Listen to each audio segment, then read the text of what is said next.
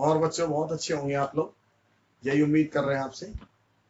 देखिए अब हम यहाँ से बिल्कुल जीरो से वेक्टर स्टार्ट कर रहे हैं। वंस अगेन मैंने आपसे कहा था वेक्टर दोबारा अपन डिस्कस करेंगे।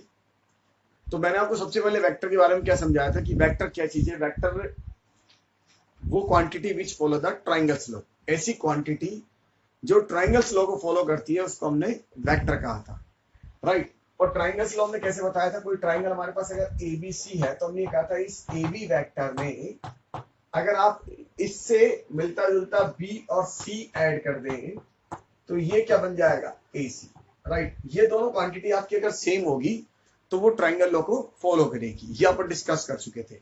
दूसरी बात मैंने आपसे ये कहा था कि ये ए वेक्टर है और ये बी वेक्टर है। अगर आप इसके ऊपर ए बी बना रहे इसका मतलब ये इसका इनिशियल पॉइंट है और ये इसका क्या है, टर्मिनेटिंग पॉइंट है, जिस साइड ये क्या करेगा, मूवमेंट करेगा। तो ये मैंने आपको समझाया था, यहां से तो स्टार्ट होगा और यहां इसका मूवमेंट होगा अगर अपन इसको ए बी दिया, राइट। तो अपन ऐसे कहते हैं ये ए है ये बी है तो ये ऐसे चल रहा है, और अगर बी है और ये ए है तो ये क्या करेगा, इसका रिवर्स चलेगा, राइट। तो दोनों में ये भी अपन ने डिफरेंस बताया था, किसका डिफरेंस होगा, माइनस का, क्योंकि अगर ये ए से बी की तरफ चल रहा है तो बी से ए की तरफ चलेगा, तो केवल और केवल किसका डिफरेंस आएगा, माइनस का। अगर आपने केवल वेक्टर पे ऐसा लिख दिया ए बी और इसके ऊपर वेक्टर का साइन नहीं बनाया, इसका मतलब ये आपको क्या शो करने की कोशिश कर रहा है, यस ये केवल आपको मैग्नीट्यूड बता रहा है, केवल इसका मैग्नीट्यूड है। ध्यान रखिए जब भी हम वेक्टर में ऐसा लिखे ए बी, इसका मतलब वो मैग्नीट्यूड लिखा हुआ है, और अगर उसके साथ में अगर ऐसे लगा दें अपन ए बी वेक्टर तो इसका मतलब वो वेक्टर लिखा हुआ है और उसके साथ क्या लिखी हुई है, डायरेक्शन भी लिखी हुई है कि ए से किसकी तरफ, बी की तरफ। ये बात अपन को ध्यान रखना है, राइट। तो देखिए अब मैं आपको एक बार वापस वंस अगेन वही क्वेश्चन कराता हूं जो मैंने आपको इससे पहले वाले वीडियो में कराया था, ताकि आपको दोबारा से वेक्टर सीखने का पूरा मौका मिले और एक बार फिर आपको ट्राइंगल लॉ समझने का मौका मिले, और फिर यहां से हम वेक्टर को धीरे धीरे आगे लेंगे। तो हमारा वो क्वेश्चन ये था, if A B C D E F is a hexagon in which right AB vector denoted by small a vector and BC vector denoted by small b vector, right। AB vector को अपन small a vector से denote करा था और BC vector को small b vector से denote करा था। तो अपन ने क्या किया, find the all sides and diagonals of hexagon, find all sides and diagonal of hexagon in terms of a and b, a और b की टर्म्स में। ये क्वेश्चन आपको बड़ी अच्छे ढंग से वेक्टर को चलाना सिखाता है। इसके बाद मैं क्वेश्चन और लूंगा आपको वेक्टर को समझाने के लिए, क्योंकि हमने वापस वंस अगेन जीरो से स्टार्ट करा है। तो देखिए हमारे पास ये एक हेक्सागोन में बनाया था इस तरह से, ये हमारा एक हेक्सागोन हो गया।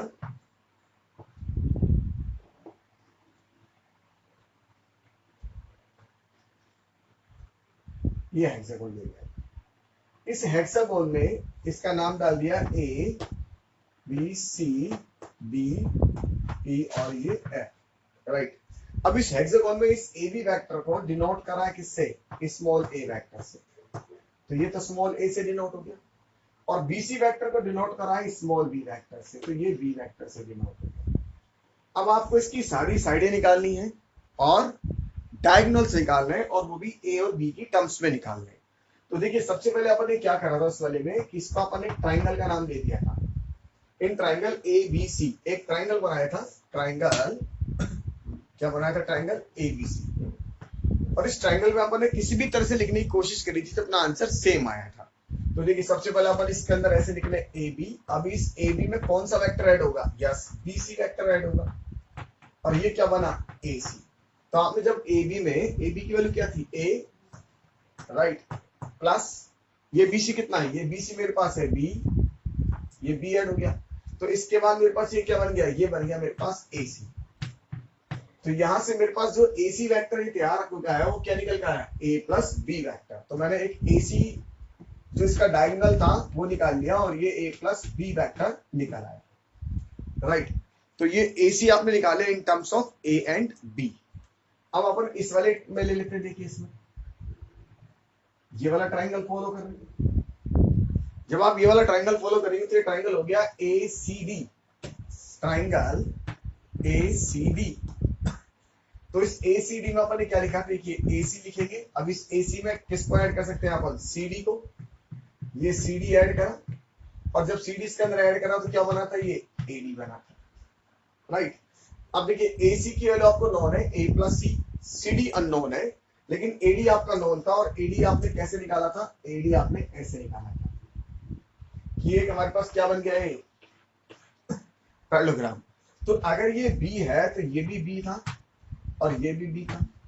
तो मेरे पास इस AD की वैल्यू कितनी आई थी, AD की वैल्यू मेरे पास आई थी 2B। तो देखिए मेरे पास ये कितना हो गया, ये AC तो आपने यहां से लिख दिया A प्लस B, तो ये तो हो गया A plus B plus CD मुझे कैलकुलेट करना है, और इसकी वैल्यू आपने निकाली थी 2B। तो यहां से CD की वैल्यू कितनी आएगी, CD इसका टू, तो CD कितना आ जाएगा, देखिए 2B vector minus A vector और माइनस B वेक्टर। तो फाइनल कितना आएगा, B vector minus A vector. ये आपके पास वैल्यू किसकी निकल आई, CD वेक्टर की, राइट। तो ये CD भी आपने कैलकुलेट कर लिया। तो CD वेक्टर की C से इसकी तरफ डायरेक्शन हो गई, हो गया B माइनस A। और जितना ये CD वेक्टर होगा उतना ही वेक्टर आपका ये वाला होगा, कौन सा, AF। इसका लगा आपने CD वेक्टर कैलकुलेट कर लिया, तो CD वेक्टर किसके इक्वल होगा, AF वेक्टर की, क्योंकि जितना ये होगा उतना ही इसकी डायरेक्शन ऐसे लेंगे, तो इसकी डायरेक्शन भी ऐसे ले लेंगे। तो ये कितना निकला है, B माइनस A। तो देखिए आपके पास ये साइड निकल आई, तो ये साइड भी निकल आई। अब आप इस वाले ट्राइंगल में आ जाइए, राइट। ये ट्राइंगल हो गया AD और E, तो ट्राइंगल ले लेते हैं AD और E। तो देखिए ट्राइंगल ADE, तो इस ट्राइंगल AD में लेंगे ट्राइंगल AD और E। इस ट्राइंगल AD में लिखना चालू करें, कैसे भी लिखें, तो सबसे पहले अपन लिख देते हैं AD। इस AD में कौन जाएगा, DE, और ये सेम, और ये क्या बन गया, AE, राइट। तो देखिए AD कितना है, ये AD आप निकाल चुके थे, 2B था, 2B प्लस DE। अब ये DE इधर चलेगा इस डायरेक्शन में, D से E की तरफ। और ये DE जो होगा, अगर वो इस डायरेक्शन में मूवमेंट कर रहा है तो ये 100% इसका रिवर्स है। अगर ये वेक्टर A है तो ये कितना होगा, माइनस का A होगा, D से E की तरफ। तो ये माइनस का A हो गया, इजकल टू कितना आया, AE। तो हमने AE की फाइनल वैल्यू क्या निकाली, AE इजकल टू कितना आया, 2B माइनस A वेक्टर। इसका मतलब आपको AE की वैल्यू मिल गई, AE वेक्टर की, ये वाली। ये AE कितना हुआ, 2B माइनस कितना, 2B माइनस A। तो AE की वैल्यू आपने निकाला, कितना निकाला, 2B माइनस का A वेक्टर निकाला, राइट। तो ये भी आपको समझ में आ गया। अब अपन इस वाले ट्राइंगल को फॉलो कर लेते हैं और ये कैलकुलेट कर लेंगे। तो देखिए एक ट्राइंगल और बना लिया, कौन सा ट्राइंगल बना ले, अब ये ट्राइंगल बना लेते AEF, ट्राइंगल AE और F। इसमें क्या लिखेंगे, AE, इस AE में क्या लिख सकते हैं, लिखेंगे अपन EF, और इसके बाद क्या बनेगा, ये AF। अब AE कितना है, AE आप निकाल चुके हैं, 2B माइनस A। तो 2B minus A plus EF। देखिए E से F, अब ये E से F ऐसे चल रहा है, और ये जो E से F चल रहा है वही ये वाला होगा, लेकिन इसका रिवर्स होगा। तो अगर ये प्लस B है तो ये वाला कितना होगा, माइनस B। तो इसको मैं लिख दूंगा minus B equal to AF। तो फाइनल मेरे पास AF की वैल्यू क्या बन गया, ये बन गया B माइनस A। तो देखिए इस क्वेश्चन में आपने फिर सारे साइड निकाल लिए, सारी साइड के अलावा आपने डायगोनल भी कैलकुलेट कर लिए। आप कोई सा भी डायगोनल और कोई सी भी साइड को कैलकुलेट कर सकते हैं अगर आपन को ट्राइंगल चलाना आता है। तो मैं आपको एक क्वेश्चन और बताता हूँ, देखिए, ताकि आपकी प्रैक्टिस हो जाए।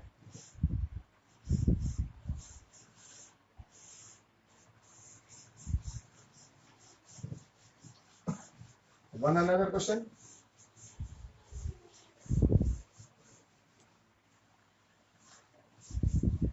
देखिए क्वेश्चन और ले लेते हैं। मान लीजिए हम ऐसे लिख लें A B C D E is a pentagon ले लेते हैं इस बार। पेंटागन प्रूव दैट क्या प्रूव करना है? Resultant of the force A B comma A E comma B C comma D C और E D and A C is 3AC, right. तो आप ये भी जानते हैं कि जो फोर्स होता है वो भी किसकी तरह ट्रीट होता है? फोर्स भी वेक्टर होता है। तो देखिए सबसे बढ़िया एग्जांपल है ट्राइंगलों का। एक अनदर एग्जांपल हम ट्राइंगलों पे समझने की कोशिश कर रहे हैं। ये कह रहा है कि एक पेंटागन है और इस पेंटागन में आपने बहुत सारे फोर्स बता दिए। आप इसको फिजिक्स में भी ट्रीट कर सकते हैं, मैथ्स में तो अपन ट्रीट करते हैं, फिजिक्स में भी ट्रीट कर सकते हो। देखिए इसने कहा ये ए बी सी डी एक पेंटागन है, ए बी सी डी और ये ई एक पेंटागन है। Prove that the resultant of force A B, एक फोर्स लग रहा है ऐसे ए बी,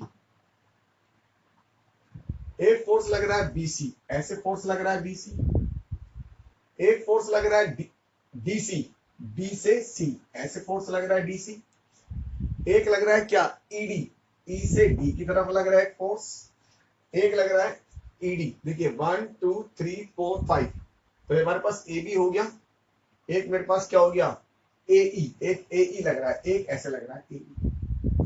अब आप इन सारे फोर्स का क्या निकालें? रिजल्टेंट।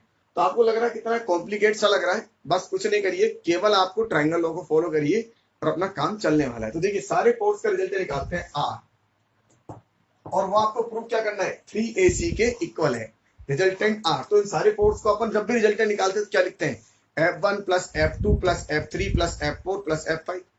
जितने भी फोर्स का रिजल्टेंट निकालना, सारे फोर्स का हम क्या कर देते हैं? सम कर देते हैं। तो देखिए ऐसा लिखने वाले हैं F1, फिजिक्स के हिसाब से हम ऐसे लिखते हैं, right, F3 plus F4 plus F5। जब भी हमें सारे फोर्स का रिजल्टेंट निकालना, हम सारे फोर्स को लिख के उनका क्या कर देते हैं? सम, और वो हमारा क्या होता है? रिजल्टेंट। तो देखिए रिजल्टेंट कैसे निकलेगा? तो मेरे पास एक फोर्स लग रहा है ए बी, प्लस एक फोर्स है मेरे पास ए ई, एक फोर्स है मेरे पास बी सी, एक फोर्स है मेरे पास डी सी, और एक फोर्स है मेरे पास E D, right, and AC, एक फोर्स है मेरे पास AC, एक फोर्स और है AC, AC। इन सारे फोर्स का मुझे क्या चाहिए? रिजल्टेंट चाहिए। 1 2 3 4 5 6 फोर्स लग रहे हैं, इन 6 फोर्स का रिजल्टेंट निकालना है। अब मैंने आपसे कहा मान लीजिए मुझे फिजिक्स नहीं आती या फिजिक्स में गड़बड़ हो रही है, तो आप क्या करें? अपने ट्राइंगल लॉ को फॉलो करें। तो देखिए इसमें से कौन कौन सा अटैच हो सकता है। आप जानते हैं ये वाला तो इसके साथ अटैच हो सकता है, तो इसको मैं अटैच कर दूंगा। और देखिए कोई फिगर अटैच हो सकता है, यस, ये वाला फिगर इसके साथ अटैच हो सकता है, ठीक है। तो जो जो फिगर अटैच हो सकते हैं आप उसको बनाने की कोशिश करिए। मैं इस डायग्राम पे नहीं जा रहा, ना मैं इस डायग्राम को देखने की कोशिश करूंगा, मैं तो मेरे ट्राइंगलों को बनाने की कोशिश करता हूं, और मेरे ट्राइंगलों को जब मैं फॉलो करूंगा तो शायद मेरा आंसर मुझसे निकल आएगा। तो देखिए मैं इस वाले को रिजल्टेंट निकालना है आर, तो इस वाले को मैं इसके साथ अटैच कर देता हूँ, जो हो गया ए बी, और इस ए बी में किसके साथ अटैच होगा? बी सी के साथ, इसको मैंने एक साथ लिख दिया, प्लस ऐसे ये ए ई लिख देता हूं। अब ये ए ई किसके साथ अटैच होगा? ई डी के साथ, तो ई डी के साथ अटैच कर दिया, राइट। अब एक तो ये बच गया डी सी, डी सी बच गया रिमेनिंग, और एक मेरा ए सी। इस ए सी को मुझे किसके साथ में नहीं लिखना, क्योंकि मुझे आंसर भी किस में लाना है? ए सी की टर्म्स में लाना है, तो इस ए सी को आप ए सी ही रहने दीजिए। अब देखिए ये दोनों मिलके क्या बनाएगा? यस, ये तो बना दिया इसने ए सी, प्लस ये इसके साथ अटैच होगा, कितना आएगा? एडी। अब ये एडी के इसको लिख ले बीसी, और प्लस एसी। इन दोनों को मैंने अटैच करा तो इसने क्या बनाया? एडी। इन दोनों को अटैच करा तो इसने क्या बनाया? एसी। अब आपको फिर यहां से एक बात और समझ में आई कि ये दोनों भी अटैच हो सकते हैं। जब ये दोनों अटैच होंगे तो देखिए क्या बनेंगे? ये तो हो गया एसी, प्लस ये दोनों भी अटैच होके क्या बन गए? एसी, और प्लस ये भी क्या हो गया AC। तो देखिए रिजल्टेंट कितना आ गया, रिजल्टेंट मेरे पास कितना आ गया R इक्वल टू 3AC, और ये मेरा क्या आ गया आंसर आ गया, राइट। तो देखा आपने ट्राइंगलों का कितना बढ़िया यूज आपने समझा।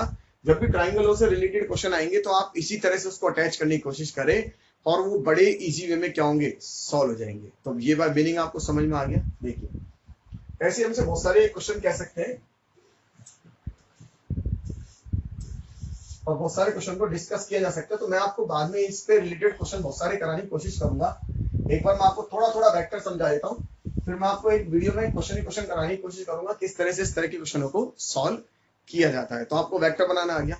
इसके बाद मैंने आपको सेकंड स्टेज पे ये सिखाया था कि हम 3D में वेक्टर कैसे बनाते हैं। तो देखिए अगर मेरे पास कोई ए बी वेक्टर हो तो इस ए बी वेक्टर को कैसे लिखते थे अपन, ए बी वेक्टर को लिखते हैं ओ बी वेक्टर माइनस का ओ ए वेक्टर।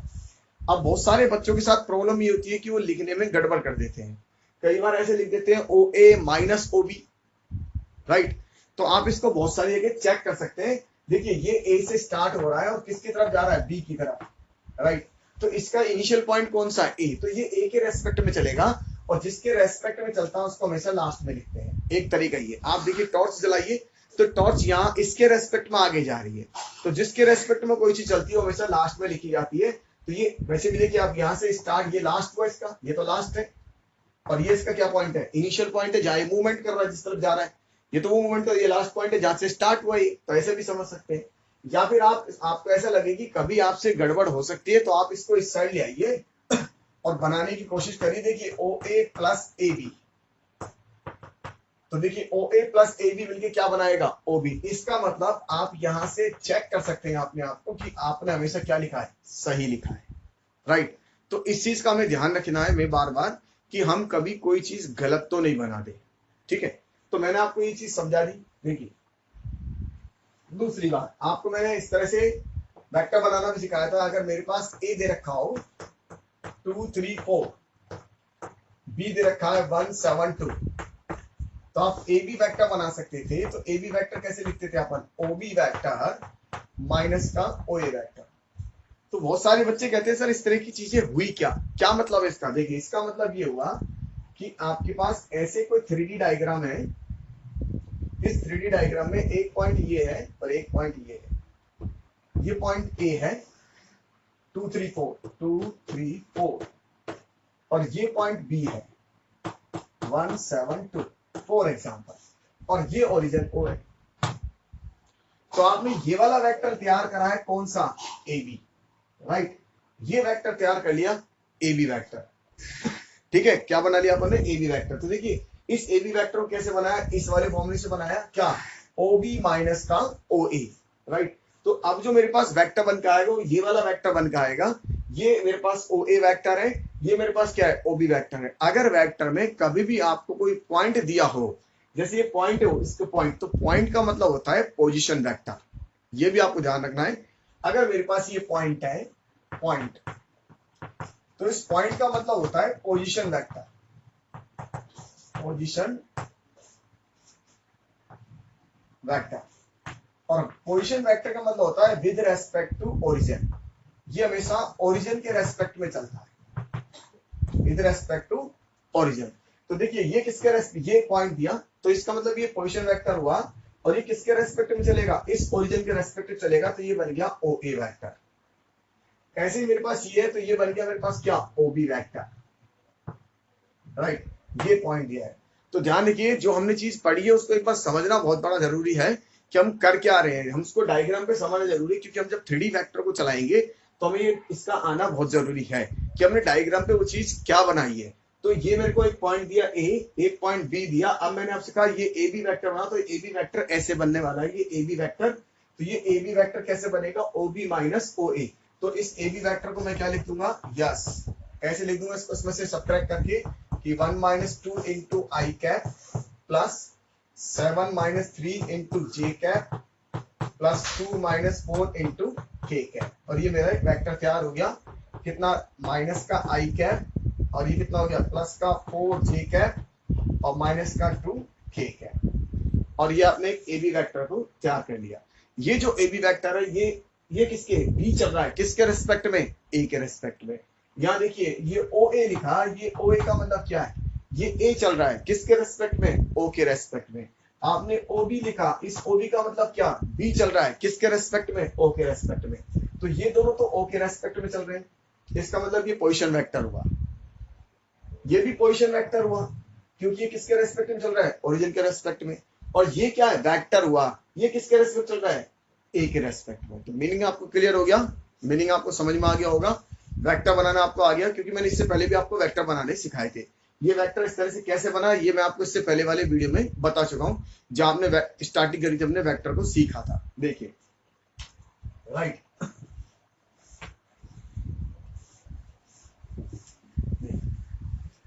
तो अगर आपको मैंने कोई पॉइंट दे दिए तो इस तरह से, ये पॉइंट ए दे दिया x1 y1 z1, ये पॉइंट बी दे दिया x2 y2 z2। तो आपने ए बी वेक्टर तैयार करा था, right, x2 minus x1 into I cap plus y2 minus y1 into J cap plus z2 minus z1 into K cap. ठीक है, आपने ये तैयार कर लिया। अब ये जो वेक्टर बना वो मेरे पास ये बन गया। अगर आप इसका रिजल्टेंट निकालेंगे तो ये कितना आएगा, इसका रिजल्टेंट आएगा A B mod equal to under root, ये मेरे पास आएगा x2 माइनस x1 का whole square plus y2 minus y1 का whole square plus z2 minus z1 का होल स्क्वायर, राइट। और आप गौर से देखिए ये क्या निकल गया, ये वही निकल गया जो हमने 3D में पढ़ा था, डिस्टेंस बिटवीन 2 पॉइंट। ये एग्जैक्टली वही चीज है, distance between 2 point, distance between 2 point. और आप इसको ऐसे भी समझ सकते हैं, तो ये जो ए बी निकल गया है वो क्या निकल गया है, ये वही निकल गया है a1i plus bj plus ck। इसका मतलब वेक्टर में आप जो लिखते हैं ए बी सी, वेक्टर में जो लिखा होता है ये ए बी सी, ये क्या चीज है, ये डीआर हो गए, लाइन के डीआर हैं। ये जो होते हैं इसको सब्ट्रैक्ट करने पर ये क्या बनते थे, डीआर ऑफ लाइन।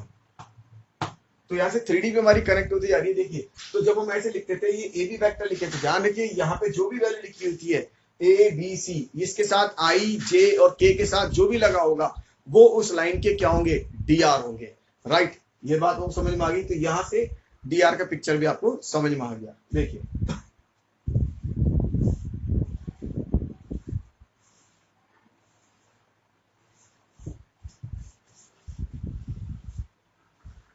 अब हम यहां से पढ़ेंगे वेक्टर प्रोडक्ट, वेक्टर प्रोडक्ट। तो देखिए दो तरह के वेक्टर प्रोडक्ट होते हैं। नंबर एक, पहला वेक्टर प्रोडक्ट हमारे पास होता है scalar vector product, scalar vector product, इसे हम बोलते हैं डॉट प्रोडक्ट। क्या बोलते हैं इसको, स्केलर प्रोडक्ट भी बोलते हैं और डॉट प्रोडक्ट भी बोलते हैं। और दूसरा हमारे पास होता है वेक्टर प्रोडक्ट, जिसे हम बोलते हैं क्रॉस प्रोडक्ट।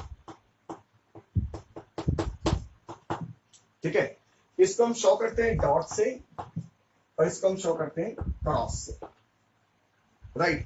तो हमको एक एक चीज समझना जरूरी है कि किस तरह से हम इसको समझेंगे। देखिए, तो सबसे पहले हम इसकी बात करते हैं स्केलर प्रोडक्ट की। तो पहला स्टेप हम उठाएंगे स्केलर प्रोडक्ट, स्केलर प्रोडक्ट।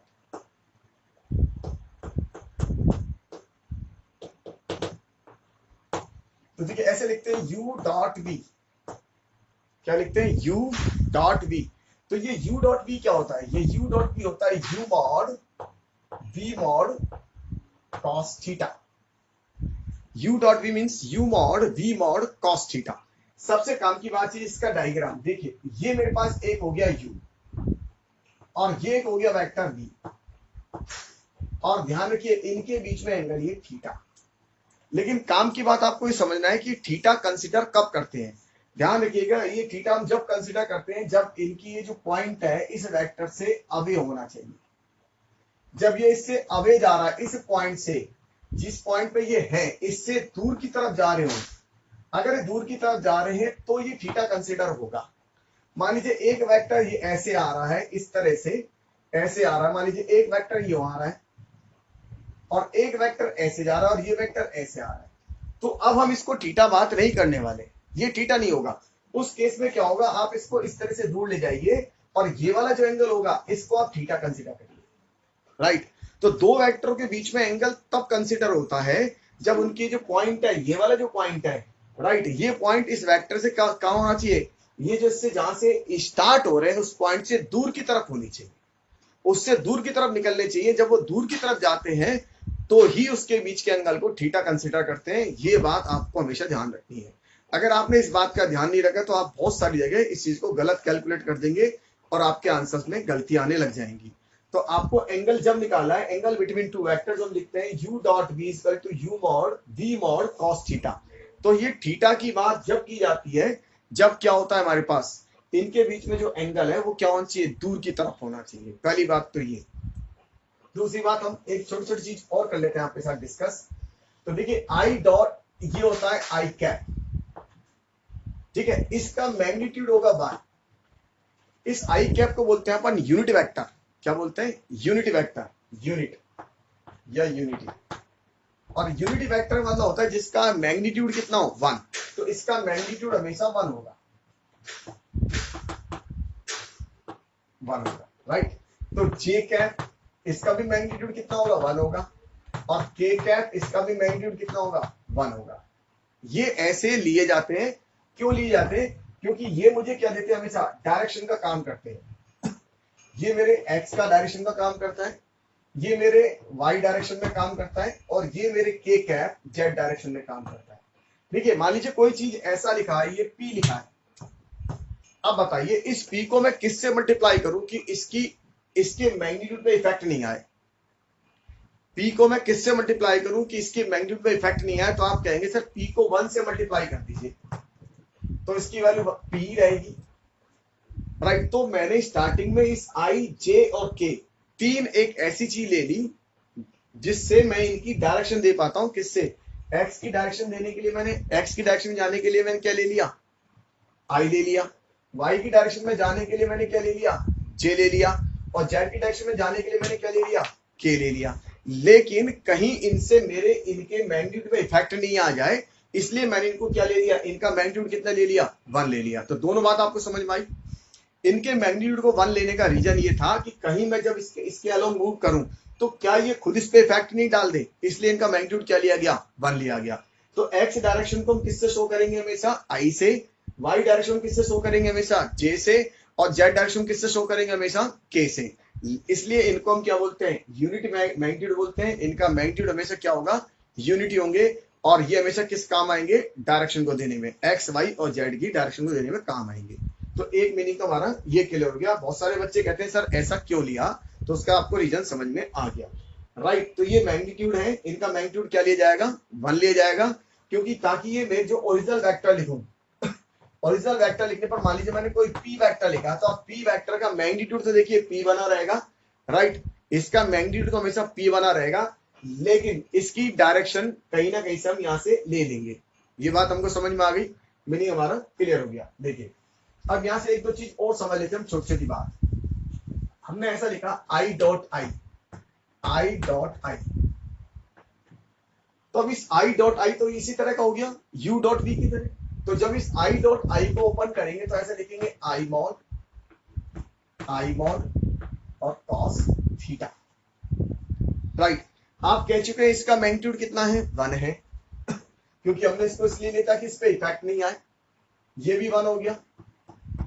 अब देखिए ये आई की डायरेक्शन अगर एक्स वाली है इसकी, तो दूसरे वाले आई की डायरेक्शन भी इसी एक्स वाली होगी। इसका मतलब इसके अंदर जो थीटा कितना होगा, वो जीरो होगा। तो जब ये जीरो हो जाएगा तो ये जीरो हो गया, और कॉस जीरो की वैल्यू कितनी हो गई, वन हो गई। इसका मतलब इसकी वैल्यू कितनी होगी, वन होगी। तो आई डॉट आई की वैल्यू हमेशा ध्यान रखिए, आई डॉट आई की वैल्यू कितनी होगी, वन होगी। मीनिंग आपको समझ में आया। आई डॉट आई वन क्यों होगा, देखिए यू डॉट वी कितना होता है, you mod we mod cos theta. तो जब आई डॉट आई लिए तो आई मॉड कॉस थीटा। और आप कह चुके हैं आई जे के ये क्या है, यूनिट वेक्टर है, और ये केवल किसके लिए काम आते हैं, एक्स वाई जेड की डायरेक्शन को देने में। इनका मैग्नीट्यूड कितना है, 1 है। 1 इसलिए रखा गया ताकि ओरिजिनल वेक्टर पे इफेक्ट नहीं पड़े। तो यहां से अपन को ये बात समझ में आएगी कि आई डॉट आई की वैल्यू कितनी होगी, 1 होगी। अगर आपने ऐसा लिखा जे डॉट जे, तो सेम इस तरह से ये भी क्या होगा, जे डॉट जे, ये भी वाई की डायरेक्शन में होगा, ये दूसरा वाला जे भी वाई की डायरेक्शन में होगा। तो सेम में लिखने वाले हैं जे मॉड और कॉस थीटा। और थीटा क्या होगा, जब दोनों की डायरेक्शन सेम है तो उन दोनों डायरेक्शन वेक्टर के बीच में कितना एंगल होने का, 0 होगा। और cos 0 की वैल्यू कितनी होगी, फिर 1, क्योंकि अपन ये कह चुके हैं जब भी अपन एंगल लेते हैं ध्यान रखिए दोनों की डायरेक्शन सेम होनी चाहिए और तभी हम इनका एंगल कंसीडर कर सकते हैं। अब जो दोनों ही वाई डायरेक्शन में मूव कर रहे हैं, इस डायरेक्शन मूव कर रहे हैं दोनों ही, और दोनों के बीच में एंगल कितना आने वाला है, ये भी जे वाला, पहला वाला भी जे इधर चल रहा है, दूसरा जे भी इधर चल रहा है, तो एक ही डायरेक्शन में चल रहे हैं। अब इन दोनों के बीच में एंगल थीटा कितना आया, 0 आया।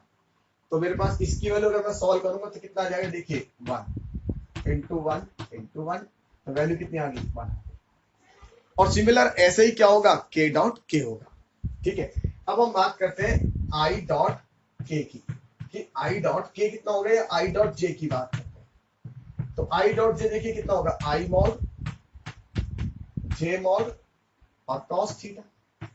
अब ये i की डायरेक्शन तो ये वाली है और j की डायरेक्शन ये वाली है, ये i की डायरेक्शन है।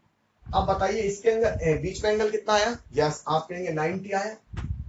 अब ये 90 आया तो cos 90 हो गया, और cos 90 की वैल्यू कितनी हो गई, 0। तो ये पूरी पिक्चर क्या हो गई, 0। तो इसका मतलब जो हम चीजें काम में लेते थे वो आपको मीनिंग समझ में आने लग गया होगा। क्या काम में लेते थे, देखिए तो मैं आपको एक बार फिर दोबारा समझा देता हूँ। ये पिक्चर हम बार बार काम में लेने वाले हैं। तो i डॉट आई ये 1 होगा, j डॉट जे ये भी 1 होगा, k डॉट के ये भी 1 होगा, i डॉट जे ये कितना होगा, 0 होगा, क्योंकि इनके बीच में एंगल 90 होगा। ये दोनों एक ही डायरेक्शन में होने वाले, ठीक है, ये भी एक ही डायरेक्शन में होने वाले और ये भी एक ही डायरेक्शन में होने वाले। अगर हम j डॉट के की बात करें तो ये 0 होगा, क्योंकि इनके बीच में एंगल 90 होगा। और k डॉट आई की बात करें तो ये भी 0 होगा, क्योंकि इनके बीच में एंगल 90 होगा, क्योंकि आपस में कैसे होंगे, परपेंडिकुलर। तो ये अपन पिक्चर बार बार काम में लेंगे, किसके अंदर, वेक्टर में। Once again i dot I 1, j dot j 1, k dot k 1 और i डॉट j कितना, 0 j डॉट k कितना, 0 होगा और k डॉट i कितना होगा, 0 होगा। तो ये आपको ये बात भी समझ में आई। देखिए अब एक छोटी सी बात और करते हैं। कई बच्चों को क्या होता है, मैग्नीट्यूड में भी दिक्कत आती है कि सर मैग्नीट्यूड कैसे निकलेगा। तो पहले हम मैग्नीट्यूड को एक बार और समझ ले, छोटी छोटी बात को, फिर हम देखते हैं। देखिए ऐसा लिखा u vector u plus v vector का mod, u plus v vector का मॉड, राइट। अब ये u प्लस v वेक्टर का मॉड कैसे लिखेंगे, तो u प्लस v वेक्टर के मॉड को अपन लिखेंगे under root u square plus v square plus के 2uv cos theta, u square plus v square plus 2uv cos theta. तो आपके मन में पिक्चर आने लगेगी सर ये ऐसा बना कैसे, किस तरह से आया। तो आप इसको पैरेललोग्राम लॉ से भी लिख सकते हैं, या फिर आप एक छोटी सी बात समझने की कोशिश करें। देखिए ऐसा लिखा हो, अगर मैंने ऐसे लिखा a डॉट a, तो इस a डॉट a का मतलब क्या हुआ, इस a डॉट a का मतलब हुआ a मॉड cos थीटा। अब दोनों की डायरेक्शन तो एक ही है, इसका मतलब क्या बन गया, ये a मॉड स्क्वायर, क्योंकि थीटा की वैल्यू कितनी होगी इस केस में, 0। इसका मतलब ये क्या हो गया, a स्क्वायर। तो ध्यान रखिए ये वैल्यू क्या है, ऐसे लिखा जा सकता है a स्क्वायर, राइट। तो a डॉट a क्या हो गया, a स्क्वायर, राइट। और आप ऐसे लिख रहे हैं a, किसी पे ऐसे लिख रहा है a मॉड, तो इसका मतलब क्या होता है, मैग्नीट्यूड होता है। दोबारा देखिए ऐसा लिखा है a मॉड स्क्वायर, तो इसका मतलब भी मैग्नीट्यूड होता है। तो अब मैं आपको ये दूसरे तरह से निकाल के दिखाता हूं। अगर आपको पैरेललोग्राम लॉ नहीं आता, फिजिक्स में कोई प्रॉब्लम है, तो कोई टेंशन नहीं है, आप फिजिक्स के हिसाब से नहीं, मैथ के हिसाब से भी आप इसको सीख सकते हैं। तो देखिए कैसे सीखने वाले, मैं इस पर लिखता हूं u plus v dot u plus v, u plus v dot कितना, u प्लस v। तो देखिए कुछ इस तरह का ये u plus v dot u plus v, right. u plus v dot u plus v कितना होगा, ये मेरे पास कितना होगा, देखिए ए डॉट ए कितना था, ए मॉड स्क्वायर, तो U plus V dot U plus V कितना होगा, ये होगा U plus V mod square. इस वाली पिक्चर को गौर से देखिए, ये मेरे लिए ए है, ये मेरे लिए ए है, तो ये क्या हो गया, ए मॉड स्क्वायर हो गया, राइट। अब आप इसको देखिए यहां से, अब इसको ओपन कर दीजिए, इसको ओपन करेंगे तो जब ये इससे मल्टीप्लाई करेंगे तो क्या आएगा, ये आएगा U dot V, U dot U plus इस से मल्टीप्लाई करिए u डॉट वी, इस से मल्टीप्लाई करिए v डॉट u, इस से मल्टीप्लाई कर दिए v डॉट v, और ये क्या बन गया, ये बन गया मेरे पास u प्लस v और मॉड स्क्वायर। वंस अगेन बेटा पुरानी बात हमेशा ध्यान रखिए, एक बार फिर देखिए, a डॉट a कितना होगा, अपन ने बोला इसको a mod square, right. Reason मैंने आपको दिया क्योंकि जब मैं इसको ओपन करूंगा तो a मॉड आएगा cos थीटा आएगा, और थीटा की वैल्यू कितनी आएगी, 0 आएगी, क्योंकि दोनों एक ही डायरेक्शन एक में ही होगी, और जब 0 होगा तो ये क्या हो गया, a मॉड स्क्वायर। तो मैंने इसको पूरे को a ले लिया, ये मेरा a हो गया, तो देखिए a vector dot a vector कितना हो गया, a mod square. Meaning clear हो गया, ठीक है। मैं आपको ये समझाने की कोशिश कर रहा हूं ये फिगर कैसे आया, ताकि आपको कहीं से भी कोई प्रॉब्लम आ रही हो, वो बच्चे जो कॉमर्स से रिलेटेड के साइंस से रिलेटेड है उन सबको समझ में बात आ जाए। तो देखिए ये मीनिंग क्लियर हो गया, यहां से देखिए ये कितना है, इसकी पिक्चर इसकी जैसी हो गई, और ये मेरे पास हो गया यू स्क्वायर। मैंने आपसे बोला कि आप ऐसा लिख दें या ऐसा लिख दें, एक ही बात है, क्योंकि इसके ऊपर वेक्टर नहीं बना हुआ है, और जब इसके ऊपर वेक्टर नहीं बना हुआ है तो इसका मतलब ये क्या चीज है, मैग्नीट्यूड है, राइट। देखिए ऐसा लिखा जाए या ऐसा लिखा जाए, इसका मतलब एक ही है, दोनों दोनों क्या शो करते हैं, मैग्नीट्यूड, राइट। तो मीनिंग क्लियर हो गया, ये एक बार मैं वापस अगेन समझाने की कोशिश करूंगा। तो देखिए ये यू स्क्वायर हो गया, ये कितना बन गया, इसको देखेंगे अपन, तो ये हो गया वी स्क्वायर प्लस, इसको देखिए क्या बना, ये 2 U vector dot V vector, ठीक है। तो देखिए क्या बना, ये यू स्क्वायर बना, ये वी स्क्वायर बना, इसको भी अपन ने लिखा था क्या, इसको लिखेंगे U V cos theta, right. तो ये क्या बन गया, देखिए u प्लस वी वेक्टर का स्क्वायर, राइट। तो देखिए फाइनल क्या आया, अगर इसका आप स्क्वायर हटाएंगे तो इधर रूट लगाएंगे, तो यहां से u प्लस वी कितना आएगा, u plus V mod equal to क्या लगा देंगे, अंडर रूट क्या बना, देखिए U square plus we square plus 2uv cos theta. तो आपको मीनिंग समझ में आ गया कैसे लिखा मैंने, u square plus we square plus 2uv cos theta. Once again मैं एक बार फिर पूरी चीज को रिपीट कर रहा हूं, क्योंकि इसकी पकड़ अगर हमारी बन गई तो हम आगे की साइड बहुत आसानी से चले जाएंगे। तो एक बार फिर वंस अगेन आप एक बार समझिए, दोबारा जीरो से समझ लीजिए, फिर मैं आपको एक 3 वाली चीज समझाने की कोशिश करूंगा, फिर मैं आपको ये बताऊंगा कि रिजल्टेंट क्यों ऐसा लिखा जाता था, कि जो हमने याद किया हुआ है क्यों हम इसको ऐसा लिखते थे। देखिए वंस अगेन दोबारा समझिए, ऐसा लिखाओ ए और ए, एक बार फिर समझिए, ए डॉट ए, राइट। तो इसको हम लिखेंगे ए मॉड कॉस थीटा। अगर ए की डायरेक्शन यही है तो दूसरे वाले ए की डायरेक्शन भी यही होगी सेम, और जब दोनों की डायरेक्शन एक जैसी होगी तो थीटा की वैल्यू 0 होगी, और थीटा की वैल्यू 0 होगी तो कॉस 0 की वैल्यू 1 होगी, राइट। तो देखिए ये क्या बन गया, ये मेरे पास बन गया ए मॉड और 1, और ये फाइनल मेरे पास क्या हो गया, ए मॉड स्क्वायर, राइट। इसका मतलब मेरे को ये बात समझ में आ गई कि ए मॉड स्क्वायर को मैं क्या लिख सकता हूं, अंडर रूट, यहां से देखना चाहता हूं अपन ऐसे लिख सकते हैं, ए डॉट ए भी लिख सकते हैं, राइट। इससे इसका रूट ले ले, तो इसको ऐसे लिख सकते हैं, mod a equal to a dot a. देखिए यहां से आपने क्या लिखा कि a mod square equal to, ऐसे लिख दिया ए डॉट ए, तो आप ए को क्या लिख सकते हैं, A mod equal to under root A dot और ए डॉट, ऐसा लिख सकते हैं।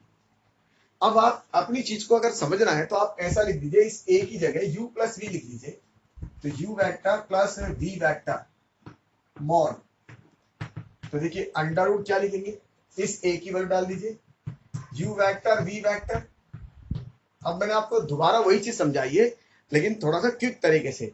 डॉट कितना u vector plus v vector, right. अब आप इसको मल्टीप्लाई करेंगे तो देखिए कितना आएगा, अंडर रूट, इसको इससे मल्टीप्लाई करेंगे तो u डॉट u प्लस ये कितना होगा u डॉट v प्लस ये कितना होगा v डॉट u प्लस, और ये कितना हो गया देखिए v dot v। Meaning clear हो गया? तो फाइनल इसको हम सॉल्व करें तो देखिए ये कितना हो जाएगा u स्क्वायर, क्योंकि ये वैल्यू किसके इक्वल, और इस वैल्यू को मैं a स्क्वायर भी लिख सकता हूं, क्योंकि ये क्या है मैग्नीट्यूड है, और मैं कह चुका हूं मोड के बाद मोड लगा दी तो क्या बन गया मैग्नीट्यूड, तो ये भी क्या है मैग्नीट्यूड है, तो मेरा ये भी क्या है मैग्नीट्यूड है। ये देखिए v डॉट v क्या बन गया v स्क्वायर। अब इसको मैं क्या लिखूंगा 2, इसको ओपन करूंगा क्या u v cos थीटा। आपको ये मीनिंग समझ में आ गया किस तरह से अपन ने इसको लिखा। तो देखिए अब अपन एक बार 3 की साइड चलते हैं, तो 3 वाले वेक्टर को कैसे लिखते हैं, और फिर उसके बाद अपन उन चीजों को समझने की कोशिश करेंगे। देखिए तो अगर मेरे पास यहाँ पे ऐसा लिखा हो u vector plus v vector plus w vector, और इसका मॉड लिखना, तो कैसे लिखने वाले अंडर रूट, राइट। फिर मैं दोबारा आपको एक बार फिर समझाऊंगा। तो देखिए ये क्या लिखा जाएगा, ये लिखा जाएगा u square plus v square plus w square plus 2uv cos theta plus 2vw cos phi plus 2wu cos psi, right. दोबारा देखिए इसका मतलब इसके और इसके बीच में एंगल फाई थीटा है, इसके और इसके बीच में एंगल क्या है फाई है, और इसके और इसके बीच में एंगल क्या है साई है। ये मीनिंग ये बताने की कोशिश कर रहा है, राइट। इसका मतलब u और v के बीच में एंगल, एक बार फिर देखिए u और v के बीच में एंगल मैंने क्या लिया हुआ है थीटा लिया, u और w के बीच में एंगल, ये जो हमने w लिखा है इसके बीच में एंगल कोई है, w के बीच में एंगल मेरा क्या लिया हुआ है साई लिया हुआ है, और कोई v है, और v के साथ w में जो एंगल है ये मेरा फाई है। अगर ऐसा हो तो हम ये u plus v plus w को क्या लिख सकते हैं u square plus v square plus w square plus 2uv cos theta plus 2vw cos phi plus 2wu कितना cos साई। अब इसको एक बार फिर समझते हैं कि कैसे लिखा और किस तरह से इसको लिखा होगा, देखिएगा। और आप इसको समझने की कोशिश करें तो देखिए अगर आपने ऐसे लिखा, दोबारा देखिए a डॉट a, इस वही a डॉट a क्या a मॉड स्क्वायर होता है, राइट। a डॉट a कितना होगा a मॉड स्क्वायर होगा, इसका मतलब a मॉड की वैल्यू कितनी होगी, राइट। तो ये कितना होगा देखिए under root a dot a, ठीक है। अब आप क्या करें इस a को ऐसे कर दें, u ले लें इसकी जगह प्लस v ले लें और प्लस w ले लें, u ले लें v ले लें और क्या ले लें w ले लें। तो देखिए क्या होगा, इसको हम ऐसे लिख देंगे, इसको इसकी जगह u plus v plus w, right, mod equal to under root. तो क्या लिखेंगे u plus v plus w dot u plus v plus w, right. अब आप इनको मल्टीप्लाई करेंगे तो आपके पास कितने फैक्टर आएंगे, यस इनको मल्टीप्लाई करेंगे, और मल्टीप्लाई करने पर जो फैक्टर आएंगे उनको हम लिखते जाएंगे। देखिए तो मल्टीप्लाई कर देते हैं अंडर रूट, ये इसके साथ मल्टीप्लाई होगा कितना आएगा, यस ये u डॉट u आया, ये वाला इसके साथ मल्टीप्लाई होगा तो u डॉट v आएगा वेक्टर में, ये वाला इसके साथ मल्टीप्लाई होगा तो कितना होगा u डॉट w आएगा वेक्टर में, ये वाला इसके साथ मल्टीप्लाई होगा तो कितना होगा v डॉट u आएगा वेक्टर में, ये वाला इसके साथ मल्टीप्लाई होगा तो कितना आएगा v डॉट w आएगा वेक्टर में, राइट। और ये इसके साथ मल्टीप्लाई होगा तो v डॉट v आएगा। अब इसके साथ मल्टीप्लाई करें तो कितना आएगा w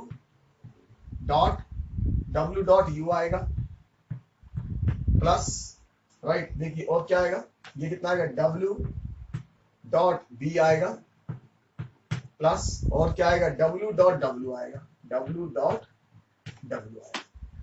अब आप इसको कलेक्ट करना चालू करें तो आपको जो चीज लिखी थी वो समझ में आ जाएगा। देखिए तो क्या बना, ये हो गया मेरे पास U स्क्वायर, ये हो गया B स्क्वायर, ये हो गया W स्क्वायर प्लस देखिए U डॉट V और ये एक ये तो हो गया 2U dot V plus 2V dot W plus 2W dot U। तो आपको लिखना आगे जो मैंने आपको बताया था। अब आप इसके इसके बीच में एंगल, अगर U और V के बीच में एंगल अगर थीटा है तो क्या लिख सकते हैं इसको, 2UV cos थीटा। और अगर इसके इसके बीच में एंगल फाई है तो क्या लिखेंगे, 2 क्या लिखने वाले बेटा, 2VW cos फाई। और इसके इसके बीच में एंगल W और U के बीच में एंगल अगर साई है तो क्या लिखेंगे, 2UW cos साई। तो देखिए हम इसको फाइनल क्या लिख देंगे, under root U square plus V square plus W square plus 2UV cos theta plus 2VW cos phi plus 2WU और cos साई। तो ये आपको 3 वाला लिखने आ गया। तो आपको 2 वाला समझ में आया, 2 वाला कैसे लिखा मैंने, और आपको ये भी समझ में आया 3 वाला कैसे लिखा। अब मैं आपको बताऊंगा जो बच्चों को ये प्रॉब्लम होती है कि सर ये रिजल्टेंट कैसे लिखे जाते हैं। बहुत सारे बच्चे ये सोचते हैं कि वेक्टर में रिजल्टेंट कैसे लिख देते हैं, हमें तो आज तक ही नहीं पता। देखिए मैं आपको बताता हूँ किस तरह से लिखते हैं ताकि आपकी जानकारी भी बढ़ जाएगी।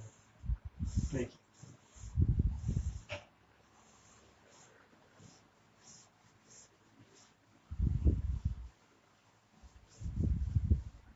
देखिए अब आपको ऐसा लिखा हो, मान लीजिए ऐसा लिखा हो, PI plus QJ plus RK, इसका रिजल्टेंट लिखना, PI प्लस QJ प्लस कितना RK, ये लिखना है।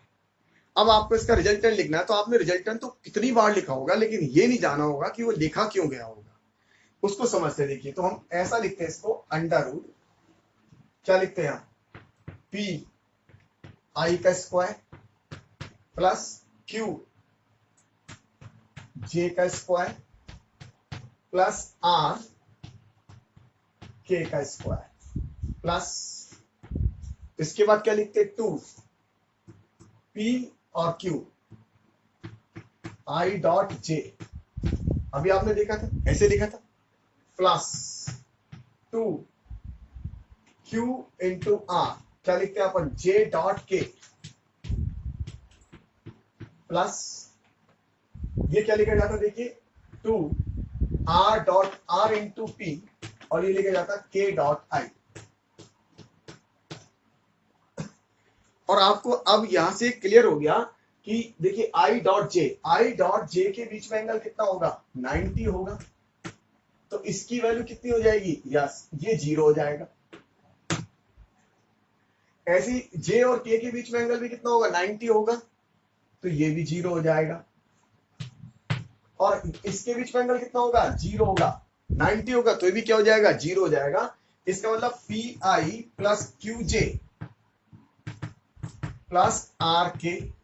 अगर मैं आपको इसका बोलूं रिजल्टेंट निकाला तो क्या बचने वाला है, जरा देखिए। ये I स्क्वायर कितना होगा, यस I स्क्वायर कितना होगा, I स्क्वायर का मतलब तो 1 होगा क्योंकि इसका मैग्नीट्यूड कितना होगा, 1 होगा। तो ये तो हो गया P square plus Q square plus R square, right. तो आपको मीनिंग समझ में आया किस तरह से लिखा जाता है। तो देखिए अगर मेरे पास I J K लग रहे हैं तो मैं direct P square Q square और R स्क्वायर लिख दूंगा इसको। अब आप दोनों में मीनिंग समझ लीजिए, दोनों को खास तौर से समझ लीजिए, कहीं अपन गलती ना कर दें। देखिए दोबारा मीनिंग को क्लियर कर लें।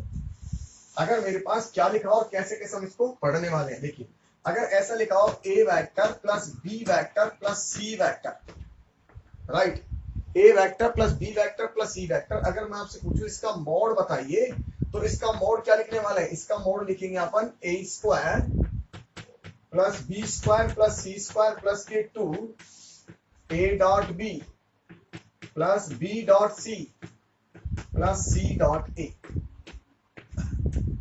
ये इसका रिजल्टेंट हुआ।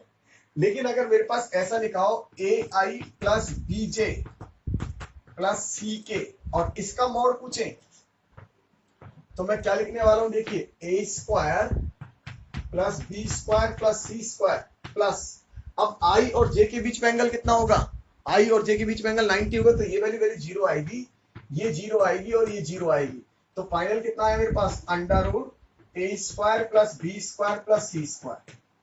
तो बेटा दोनों चीजों में डिफरेंस है या नहीं है, ये आपको मीनिंग क्लियर हुआ, ये आपको समझ में आया होगा कि देखिए इस तरह की चीजों इस तरह की चीजों में अंतर है, राइट।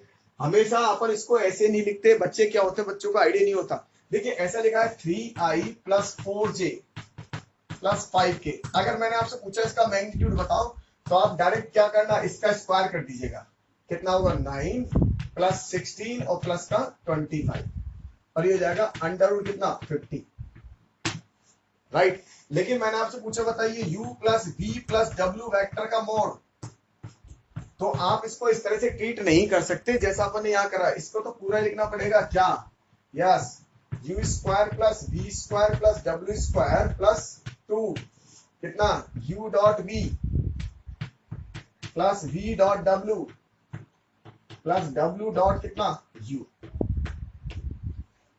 क्लियर हो गया, मीनिंग समझ में आ गया आपको 100% आपको ये चीज समझ में आ गई होगी किस तरह से अपन इसको सॉल्व करा और किस तरह से इसको अपन ने जाना। तो आपको रिजल्टेंट के बारे में चीजें समझ में आई, रिजल्टेंट कैसे अपन निकालते हैं, रिजल्टेंट को अपन कैसे चलाते हैं, ये अपन जान चुके हैं। तो देखिए एक दो छोटी छोटी बात और कर लेते हैं, फिर मैं आपको इसके ऊपर जो क्वेश्चन होंगे उनको कराने की कोशिश करूंगा कि इसके ऊपर क्वेश्चन कैसे कैसे हमारे बन सकते हैं और किस तरह से हम क्वेश्चनों को डिस्कस कर सकते हैं। तो देखिए उससे पहले हम एक दो छोटी छोटी बात और कर लेते हैं। एक वर्ड और हम सीखेंगे और उस वर्ड का नाम होगा यूनिट वेक्टर। यूनिट वेक्टर क्या चीज होती है, यूनिटी वेक्टर, क्योंकि हमने थोड़ी देर पहले काम में तो ले लिया यूनिटी वेक्टर। देखिए अगर कोई वेक्टर ऐसा है जिसका मॉडुलस 1 हो, ठीक है, जिसका मॉड 1 हो, अगर किसी वेक्टर का मॉड 1 हो तो ऐसे वेक्टर को अपन बोलते हैं यूनिटी वेक्टर, राइट। अगर कोई वेक्टर है और उसका मोड कितना हो जाए 1 हो जाए तो ऐसे वेक्टर को हम बोलेंगे यूनिटी वेक्टर, राइट। अब देखिए मान लीजिए हमसे ऐसे कह दिया जाए कि यूनिट एक वेक्टर है, फॉर एग्जांपल ए वेक्टर है, ठीक है, ए वेक्टर हमें दे दिया 3i plus 2j plus 4k, ऐसे कह दिया जाए तो अब ऐसे बोल देंगे find a unit vector in the direction of given vector. आप देखिए एक चीज तो सबसे पहली बात ये कि ये जो वेक्टर है, अगर ये वेक्टर की डायरेक्शन है ए, राइट, तो ए कैप की डायरेक्शन भी यही होगी। किसी भी यूनिट वेक्टर को हम कैसे निकालेंगे, यूनिट वेक्टर निकालने का बहुत आसान तरीका है कि A cap is equal to A vector divided by उसके मैग्नीट्यूड। अगर आप उसके वेक्टर में उसके मैग्नीट्यूड से डिवाइड कर देंगे तो क्या बन जाएगा उसका यूनिटी वेक्टर। इसको कैप से शो करते हैं और ये यूनिटी वेक्टर होगा। अब आप देखिए अपन ने एक बात बोली कि वेक्टर के अंदर क्या चीज होती है, दो चीज होती है, एक तो मैग्नीट्यूड और एक डायरेक्शन। तो आप मैग्नीट्यूड इसका कितना बता चुके हैं 1, इसका मैग्नीट्यूड हमने क्या बताया 1 बताया, राइट। अब बात आई कि सर इसकी डायरेक्शन कहां से आएगी, तो इसकी डायरेक्शन तो देखिए इसकी डायरेक्शन तो इससे मिलेगी, किससे मिलने वाली है ए से। इसका मतलब आप हमेशा इस बात का ध्यान रखिए कि जो यूनिटी वेक्टर होता है उसकी डायरेक्शन वही होती है जो गिवन वेक्टर की होती है, ठीक है। आप बार बार इस बात को भूल जाएंगे तो दोबारा मैं आपको समझा रहा हूं, किसी भी यूनिट वेक्टर की डायरेक्शन वही होती है जो उसके गिवन वेक्टर की होती है। अगर मेरे पास मान लीजिए इस डायरेक्शन में फोर्स है एफ, तो एफ इस डायरेक्शन में, तो एफ कैप भी इसी डायरेक्शन में होगा, क्योंकि एफ कैप क्या होगा, एफ कैप होगा F vector divide by F mode. तो ये तो मैग्नीट्यूड है, तो डायरेक्शन तो इससे मिलने वाली है। इसका मतलब यूनिटी वेक्टर की direction is same just like ऐसे गिवन वेक्टर, यूं कह सकते हैं गिवन वेक्टर की डायरेक्शन और यूनिट वेक्टर की डायरेक्शन दोनों क्या होती है, सेम होती है। इस बात को हमेशा आप दिमाग में रखेंगे, ठीक है। तो देखिए मेरे पास ये है ए कोई वेक्टर है 3i plus 2j plus 4k। अब हमसे कहा find a unity vector, find a, क्या लिख लें, find a unity vector in the direction of, find a unity vector कहते हैं, बस इतना ही कहते हैं, फाइंड ए यूनिटी वेक्टर तो भी सफिशिएंट है। तो देखिए अब यूनिटी वेक्टर निकालें, तो यूनिटी वेक्टर कैसे निकालेंगे, सबसे पहले आप इसका मॉड निकालेंगे। तो इसका मॉड निकालने के लिए इसका स्क्वायर करेंगे, इसका स्क्वायर करेंगे और इसका स्क्वायर करेंगे। बाकी के फिगर क्यों नहीं लिखेंगे, क्योंकि बाकी के फिगर में आएगा I dot J, I dot के और के डॉट आई, वो तीनों क्या हो जाएंगे, 0, राइट। तो इसका स्क्वायर कितना हुआ 9, इसका स्क्वायर कितना हो गया 4 और इसका स्क्वायर कितना हो गया 16। अब आपको मोड निकालना आ गया, उम्मीद करता हूं समझ में आ गया होगा। दोबारा ध्यान रखिए, इसके साथ आई जे के लगा हुआ है और हमें मालूम है आई जे के, इनके बीच में हमेशा एंगल कितना होता है, इसके बीच में 90, इसके बीच में 90 और इसके बीच में 90, और आई डॉट आई कितना होता, आई डॉट जे कितना होता है 0 और जे डॉट के कितना होता है, ये भी 0 और के डॉट आई कितना होता है, ये भी 0, राइट। ये तीनों 0 होते हैं, तो इसके अगले तीनों फिगर क्या हो गए, 0 हो गए, इसलिए अपन इसको ऐसे लिखा। तो मेरे पास ये आ गया, तो अब मैं यहाँ से ए कैप लिख सकता हूँ। ए कैप कितना होगा, तो ए कैप होगा ए वेक्टर, तो 3i plus 2j plus 4k divided by under root, देखिए 29। तो ये जो बना, ये क्या बन गया, एक वेक्टर बन गया। और कैसा वेक्टर बन गया, ये बन गया मेरा यूनिटी वेक्टर, राइट। तो हमसे कई बार यूनिटी वेक्टर के बारे में पूछा जा सकता है। देखिए अब इसको हम इक्वेशन को इस तरह से ही तैयार करने की कोशिश करते हैं दोबारा।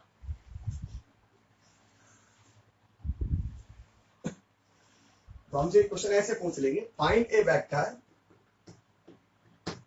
Find A vector which have magnitude 7 in the direction of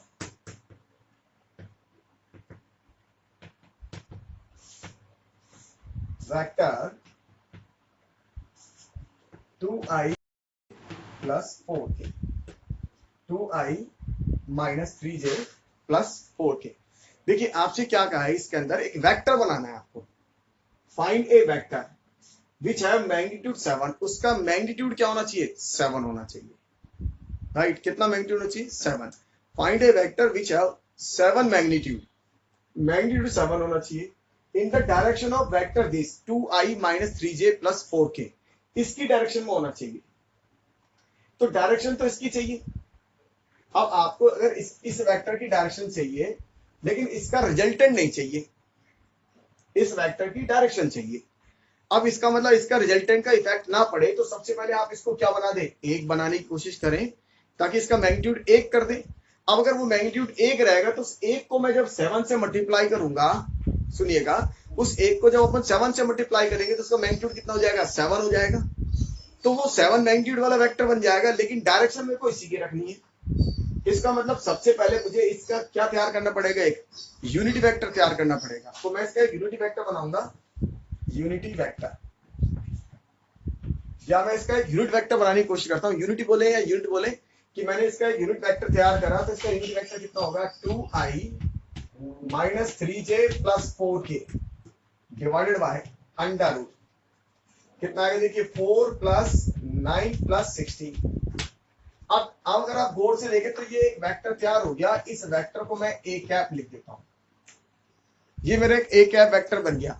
100% इस वेक्टर का मैग्नीट्यूड कितना होगा, 1 आने वाला है। अगर आप मैग्नीट्यूड निकालेंगे तो ऊपर उतना ही आएगा जितना नीचे आएगा।